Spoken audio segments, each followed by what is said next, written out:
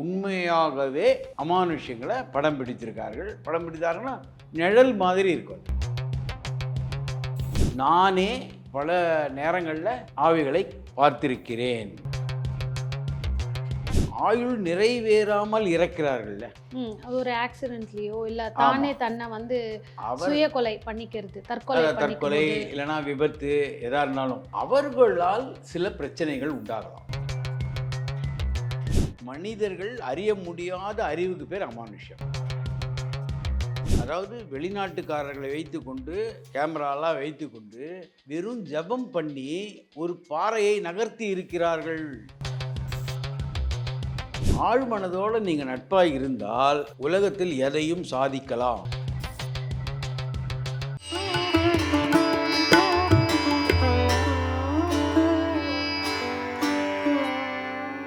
பிரணவ மந்திரம் நேயர்களுக்கு அன்பு வணக்கம். நம்மளோட சேனல்ல தொடர்ந்து பலவிதமான ஆன்மீகம் மற்றும் ஜோதிட தகவல்கள் பார்த்துட்டு வரோம். அந்த வரிசையில இன்னைக்கு ஒரு புது விதமான ஒரு பதிவு அப்படின்னு சொல்லலாம். அமானுஷ்யம் எத்தனை நம்ம வந்து அப்டேட் ஆகி எவ்வளவு வந்து விஞ்ஞானத்தில் வளர்ந்திருந்தாலும் இன்னும் நிறைய கிராமங்கள்லயும் நிறைய பேர் நம்பிக்கையிலும் இருக்கக்கூடிய விஷயம் அமானுஷ்யம். இது உண்மையா அப்படின்னா எத்தனை விதமான அமானுஷ்ய விஷயங்கள் இருக்கு, அதெல்லாம் நம்ம எப்படி செயல்படுத்துறாங்க அப்படின்னு இன்னைக்கு தன்னுடைய அனுபவத்தை கொடுக்க வந்திருக்காரு கந்தர்வ நாடி ஜோதிடர் லால்குடி கோபாலகிருஷ்ணன் அவர்கள். ஐயா வணக்கம். வணக்கம். கந்தர்வ நாடி அப்படின்னு சொல்லும்போது ஏதோ ஒரு நாடி முறையில் நிறைய விதமான தாந்திரிக் ரெமெடிஸ் மக்களுக்கு கொடுத்துட்டு வரீங்க, ஈஸியாக அவங்களோட லைஃப்ல அதை ஃபார்முலேட் பண்ணி ஜெயிக்கிறதுக்கு. இன்னைக்கு ஒரு கேள்வி என்னன்னா, எவ்வளோ விஞ்ஞானம் வளர்ந்துருந்தாலும் எவ்வளோ நம்ம சாஃப்ட்வேர் புதுசாக கண்டுபிடிச்சு அப்டேட் ஆயிருந்தாலும் இந்த அமானுஷ்யம் அப்படிங்கிற ஒரு வார்த்தை கேள்விப்பட்டாலும் மாந்திரீகம் தாந்திரிகம்னு சொல்லும் பொழுதே ஒரு பக்கம் பயம் வந்தாலும் இன்னொரு பக்கம் இன்னமும் அதெல்லாம் கடைபிடிக்கப்படுதா இருக்கா அப்படிங்கிற ஒரு சந்தேகம். வணக்கம். லால்குடி சப்தரிஷீஸ்வரர் அருளால் உலக மக்கள் நலம் பெற வேண்டும். பொதுவாக விஞ்ஞானம் வளர்ந்திருந்தாலும் மேலை நாடுகள்லையும் இந்த ஆவியுடைய விஷயங்கள் நம்பப்படுகிறது. நிறைய இடத்துல சில கேமராக்களை வைத்து ஆவிகளுடைய நடமாட்டத்தையே எடுத்திருக்காங்க. அதுக்குன்னு தனிப்பட்ட ஒரு கேமரா இருக்கு. அப்படியா? உண்மையா? இதை நம்ம பார்க்குறோம் நிறைய சோஷியல் மீடியால. அதாவது இது வந்து ஏஐல ரெடி பண்ணின படங்கள்லாம் இல்லை, உண்மையாகவே அமானுஷ்யங்களை படம் பிடித்திருக்கார்கள். படம் பிடித்தாருன்னா நிழல் மாதிரி இருக்கும். அதாவது அடர்ந்த காட்டுல நிழல் மாதிரி ஃபாலோ பண்ற மாதிரி நிழல் மாதிரி இருக்கும். இது வந்து வெளிநாட்டிலேயே நம்புகிறார்கள். ரெண்டாவது ஆட்டோ ரைட்டிங்னு ஒன்று இருக்கு, அதையும் வெளிநாட்டில் நம்புகிறார்கள். அப்படின்னா ஆட்டோ ரைட்டிங்னா அதாவது இவர்கள் எழுதுவார்கள், ஆனால் இவர்கள் எழுதலை, இவர்கள் மூலமாக அந்த இறந்து போனவர்கள் இவர் மேலே வந்து எழுதுவார்கள். இதில் மிகவும் நிரூபிக்கப்பட்டது என்ன தெரியுமா? மருத்துவ உலகத்துக்கும் ஒரு தனிநபருக்கும் சம்பந்தமே இல்லை, ஆனால் அவர் சில ஆபரேஷன்களை செய்தார். கேள்விப்பட்ட ஒரு கேஸ் நடந்தது இந்த மாதிரி. ஆபரேஷன்களை செய்தார். இதெல்லாம் போயின்னு சொல்ல முடியாது. ஏன்னா அரசாங்கமே அவரை கூப்பிட்டு கௌரவிக்கிற அளவுக்கு, அதாவது அவர் அட்டன் பண்ணின அவர் செய்த எல்லா அறுவை சிகிச்சையும் 100% சக்ஸஸ். மருத்துவர்களே வினோதமாக அவர் பார்த்தாங்க. அது எந்த விதமான மருத்துவ அறிவும் இல்லாமல் செய்தார். காரணம் என்னென்னா, இறந்து போன ஒரு மருத்துவருடைய ஆவி அது இவருக்குள் இருந்து இயக்கி வைத்தது. இதுபோல் பல விஷயங்கள் இருக்குது. நம்ம கணித மேதை ராமானுஜம்னு ஒருத்தர், அவர் வந்து உலக பிரசித்தி பெற்றவர். அவருக்கே கடவுள் வந்து கணிதத்தை கற்றுக் கொடுத்ததா அவரே ஒப்புக்கொண்டிருக்கிறார். காளிதாசருக்கு எப்படி வந்து எழுதினாரோ அதே மாதிரி. இது நம் வாழ்க்கையில் நடக்கிற வரைக்கும் நம்ம நம்ப மாட்டோம், ஆனால் இன்றைக்கும் பல இடங்களில் இந்த அமானுஷ்யங்கள் இருக்குது. அதில் எந்த விதமான சந்தேகமும் கிடையாது. இந்த அமானுஷ்யங்கள் அனுபவத்தில் வரும்போது தான் உங்களுக்கு தெரியும். பொதுவாக அவங்க வேறு டைமென்ஷனில் இருக்காங்க, நம்ம வேறு டைமென்ஷனில் இருக்கோம். நம்ம இருக்கிறது 3 டைமென்ஷன் வேர்ல்டு, அவங்க இருக்கிறது வேறு டைமென்ஷன் வேர்ல்டு. அதனால நாம் அவர்களை சந்திக்கக்கூடிய சந்தர்ப்பம் குறைவாக இருக்கிறது. மாந்திரிகம் செய்யறவங்களையா இல்ல ஆவிகளே? ஓகே. சில பேர் ஆவி பேசுறத ரெக்கார்ட் பண்றேன்னு சொல்லிட்டு அந்த சவுண்டை வந்து ரெக்கார்ட் பண்றாங்க. பேசுறத ரெக்கார்ட் பண்ண முடியுமான்னு தெரியல, ஆனால் ஒன்று நிச்சயம், நானே பல நேரங்களில் ஆவிகளை பார்த்திருக்கிறேன். எந்த வடிவத்தில்? புகை வடிவத்தில் இருக்கும். 40 வருஷம் முன்னாடி சோட்டானிக்கரைன்னு ஒரு பகவதி அம்மன், அங்கே என்னன்னா ஒரு மரத்தில் வந்து பேய்களை, அதாவது முடியை எடுத்து ஆணியில் அடிப்பாங்க. யாருக்கு அந்த மாதிரி பாதிப்பு இருக்கோ பாதிக்கப்பட்டவருடைய முடியை. நான் இரவு 12 மணிக்கு குருதி பூஜை பார்க்க போய் கொண்டிருக்கு. அந்த கோவிலுக்குள்ளே யாருமே இல்லை. அந்த மரத்து மேலிருந்து என் பெயரை சொல்லி ஒருத்தர் கூப்பிடுறாங்க. என் பெயர். அந்த இடத்துல யாருமே இல்ல. அது மட்டும் இல்லை, அந்த ஊருக்கே நான் புதியவன். மரத்துக்கு மேல இருந்து உங்களை கூப்பிடுறாங்க. மரத்து மேலேருந்து வருது குரல். இதை நான் கேட்குறேன். ஒரு பெண் குரல் மரத்து மேலேருந்து கூப்பிடுறாங்க.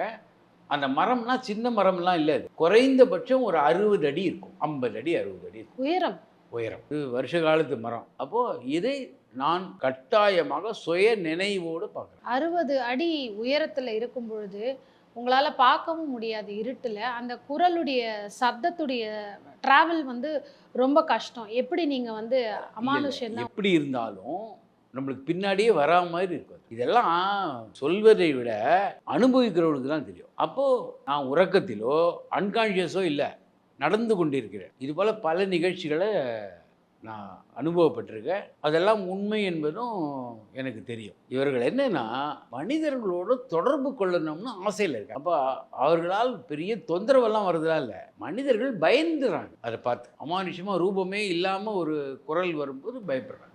இயற்கை தானே அது, இயற்கை.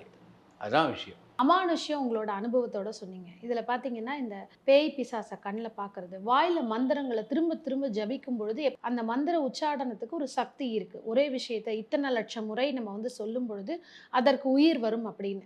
நீங்க பார்த்த அனுபவத்துல உங்களை பொறுத்த வரைக்கும் அமானுஷ்யம்னா என்ன மாதிரி விஷயங்கள்? இந்த பொம்மைகளை வச்சு ஒரு உருவம் பண்ணி அதை குத்துறது, இதெல்லாம் நம்ம படங்கள்ல பார்த்துருப்போம். நீங்க சொல்றது வந்து செய்வினை, அதுவும் அமானுஷ்யம்தான். அதாவது மனிதர்கள் அறிய முடியாத அறிவுக்கு பேர் அமானுஷ்யம். மானுஷ்யம்னா மனிதர்கள், அமானுஷ்யம்னா மனிதர்கள் அல்லாத சக்திகள்.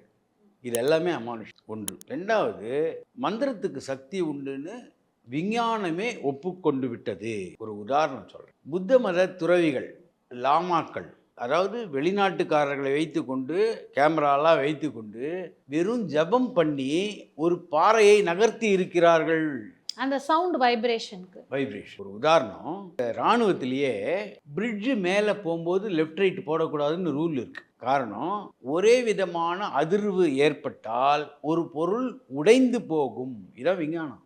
ஒரே ஃப்ரீக்குவன்சியில் ஒரு அதிர்வு இருந்ததுன்னா அந்த பொருள் உடைந்து விடும். சில அல்ட்ரா சவுண்டெல்லாம் வச்சு பல வேலைகள் பண்ணுறாங்க. அப்போ எப்படி சவுண்ட் அந்த வேலையை செய்யணும்? செய்யும். புரியுதா உங்களுக்கு? மந்திரம் என்பது என்னன்னா, அந்த ஒரு அதிர்வு 3 இடங்களிலிருந்து கிளம்பும் போது சக்தி பெறுகிறது. 3 இடம். ஒன்று தொப்புள் நாபி, மற்றது நெஞ்சு, அடுத்தது உதடு. இதுதான் மந்திரத்துடைய பேஸே, ஆதாரமே இதுதான். இதை தமிழில் நம்ம எப்படி சொல்கிறோம்னா வல்லினம், மெல்லினம், இடையினம். அப்போ இந்த 3 பாகத்திலிருந்து வேறு வேறு ஒலிகளை எழுப்பும்போது அதனுடைய அதிர்வு எண் மாறுகிறது. இதுதான் மந்திரம். அதற்கு ஏற்றாற்போல் சொல்லும்போது அதிர்வு மாறுகிறது. அந்த அதிர்வு பல விஷயங்களை மாற்றி கொடுக்கிறது. இதுதான் வந்து மந்திரத்துடைய ஆதாரமே இதுதான். அமானுஷ்ய சக்தியை கூப்பிடுறதுக்கும் மந்திரங்கள் இருக்கு. சில மந்திர ஜபங்களை பண்ணும்போது அமானுஷ்யங்கள் வரும். ஆனால் சில நட்சத்திரக்காரர்களுக்கு மட்டும்தான் அது சாத்தியமாகும். யாருக்கெல்லாம்? பொதுவாக சந்திரனுடைய நட்சத்திரம் ரோகிணி நட்சத்திரம், அஸ்தம், திருவோணம், இதுக்கெல்லாம் வந்து உடனடியாக அந்த பேய்களை ஈர்க்கக்கூடிய தன்மை அதிகம். பொதுவாக மிருகசீரிட நட்சத்திரத்துக்கு தானே இல்லை, அது போல சொல்லப்படுறது. அந்த மிருகசீஷத்துலேயும் முதல் 2 பாதம் தான் அதில் சம்பந்தப்படும். ஏன்னா அது ஒன்று தான் ரிஷபராசியில் சேர்ந்தது. ரிஷபராசிக்கு தான் அந்த வலிமை உண்டு. ரோகிணி நட்சத்திரம் முழு நட்சத்திரமே ரிஷபராசியில். அப்போது இதுதான் வந்து தன்மை. அதனால தான் கிருஷ்ணருக்கு மாயாவினே ஒரு பேர் இருக்கு. பெரிய ராட்சதர்களை தன்னுடைய மந்திர வித்தையால் வெற்றி பெற்றார்னே இருக்கு. அப்போ இந்த சில நட்சத்திரங்களுக்கு கட்டாயமாக உண்டு. ரெண்டாவது, ஒரு மனிதன் இறந்து போன நாளில், அந்த இறந்து போன இடத்தில் அந்த மனிதருடைய ஆவி வந்து போகும்ன்றது ஒரு வார்த்தை. அதாவது நம்ம திதின்னு சொல்கிறோம் இல்லையா, திதி அந்த மாதிரி. இதில் அதிகபட்சம் ஆயுள் நிறைவேறாமல் இறக்கிறார்கள்ல, ஒரு ஆக்சிடென்ட்லயோ இல்ல தானே தன்னை வந்து சுய கொலை பண்ணிக்கிறது, தற்கொலை இல்லைன்னா விபத்து, எதா இருந்தாலும் அவர்களால் சில பிரச்சனைகள் உண்டாகலாம். அந்த மாதிரி நேரத்தில் நமக்கு தெரியாது. அந்த நேரத்தில் நம்ம போய் அந்த கிராஸ் ஆகிடுவோம். அப்படி ஆகும்போது அது நமக்கு தொல்லை தரும். ஏன்னா அது வந்து உங்களுக்கு ஆசைகள் நிறைவேறாமல் இறந்துட்டாங்க இல்லையா, அதுதான் சமாச்சாரம். இதெல்லாம் வந்து இன்றைக்கும் சில இடங்களில் நடந்து கொண்டு தான் இருக்கு. இதற்கு ஏதாவது அறிகுறின்னு இருக்கா? இப்போ ஒரு வீட்டுக்கு போறோம், சில பேர் சொல்லுவாங்க, நாங்க இந்த வீட்லேருந்து இந்த வீட்டுக்கு போனோம், போனதுலேருந்து தூக்கம் இல்லை, அந்த வீட்டில் இரவில் ஏதோ சத்தம் கேட்குது அப்படின்னு. இதற்கு ஏதாவது அறிகுறிகள் இருக்கா? இந்த மாதிரி இருந்து தற்கொலை செய்த வீடு. காரணமே இல்லாமல் ஒரு துர்நாற்றம் அடிக்கும். ரெண்டாவது நிம்மதியான உறக்கம் இருக்காது. அதே போல் நம்ம யாரோ உற்று பார்ப்பது போல இருக்கும். இப்போ தனியாக உட்கார்ந்தா கூட நம்மளை யாரோ உற்று பார்த்தா எப்படி இருக்கும், அந்த மாதிரி ஒரு எண்ணம் நம்மளுக்கு உண்டாகும்.